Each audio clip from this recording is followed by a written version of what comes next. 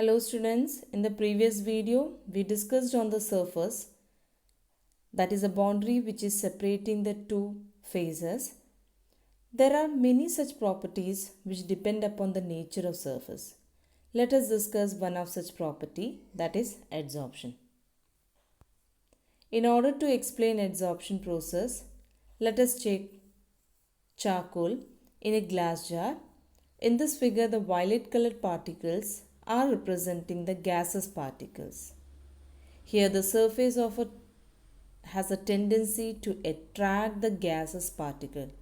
So the gaseous particle get attracted toward the surface. Similarly, if we take a liquid in a glass jar, it is observed that the gaseous particles get attracted towards the surface of the liquid and it start to retain on the surface of it. So because of this, what happens? It is observed that the concentration of the gaseous particles are more on the surface than the bulk.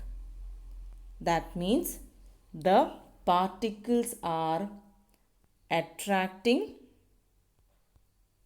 and retaining on the surface of the solid or liquid rather than the bulk.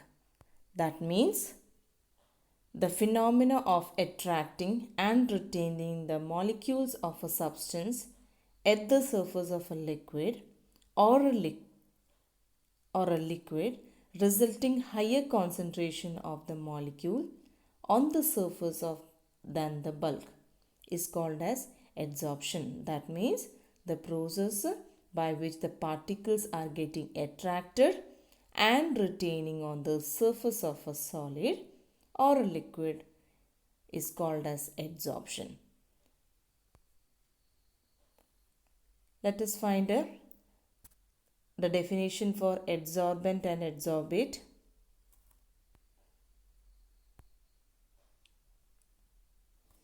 The solid substance on which the surface of the adsorption occurs is called as adsorbent, and the substance that get adsorbed on the surface due to intermolecular attraction are called as adsorbate. Here the charcoal on the surface of which the particles are getting attracted, therefore the charcoal is adsorbent, and the gaseous particles are getting adsorbed, therefore gaseous particles are adsorbate. Now what happens when the particles start to leave the surface? Then it is called as a desorption. The process of removal of an adsorbed substance from the surface on which it is adsorbed is called as desorption. That means desorption is the reverse of adsorption. In the adsorption, the particles are attracting and retaining on the surface of the solid surface, and in the desorption it is leaving the surface. So one is attracting the surface, in other one it is leaving the surface. Let us find what are the examples are there.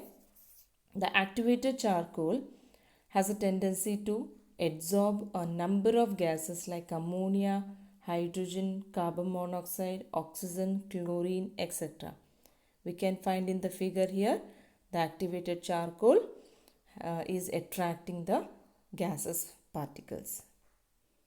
The other example, when an aqueous solution of raw sugar is passed through animal charcoal, it becomes colorless.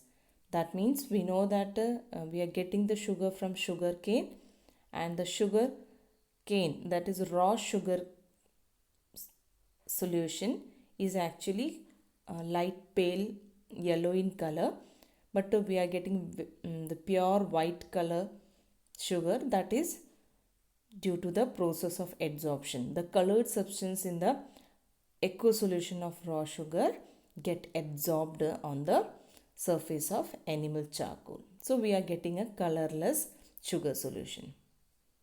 Next example, we can find that when we are purchasing a new water bottles, we'll be getting a packet inside that bottle, that is actually silica gel packet. It have a tendency to attract the water molecules towards itself. That means the air become dry in the presence of silica gel. So if it is used in the bottle, it will be dry inside the bottle.